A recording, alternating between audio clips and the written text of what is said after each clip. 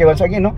Sorry kayo itong gikuha ito ipangita ito ang ebidensya no, kaya ebidensya once the eyes can see and ear can hear, perfect for the prinsip. So taga-kuan na ba niya, taga-asa ka ba? Taga Negros. Taga Negros no. Again ako sing educator so here na mo lagi na mo educate yung tao na ka ebidensya no. Kaya mo ni ba ipakita na ko si kuan no nga 5 liters of blood o katuyang exercise dito sa iyop. Pero i-combine ni mo niya itong exercise nga primero pa man in the whole world. Again, Arwin ergometer. Subay kanibay mato ka sa hospital no. Nakaragay to test the heart. Sa American by no, American Heart Association. Stationary bike and treadmill. Bon may padaganon ka o pabaykon ka pero busog ha. Na monitor no. Unya sa London.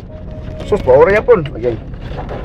Sa London so here atong educate lagi ng tao no. So here sa London British. Uy, treadmill stationary bike maori yapon ba no? Maori hapon. Ba makuan man ibay ang minuto no.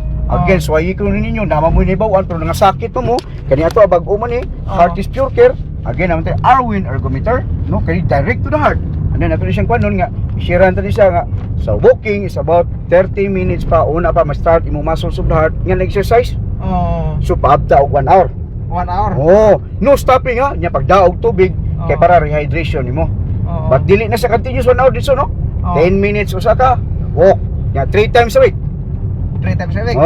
Pagkasunod semana, additional na po kag 5 minutes. Hantod makuha nimo ang 1 hour.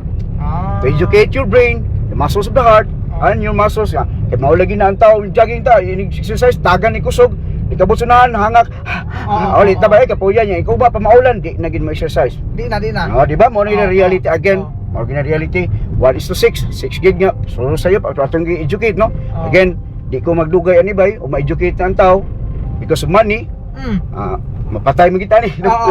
Mo gina sa education no. But maybe Arwin Gil might be proud. Proud you can ako no, Uncle Soy Soy. And then dies but never faint. Again, thank you.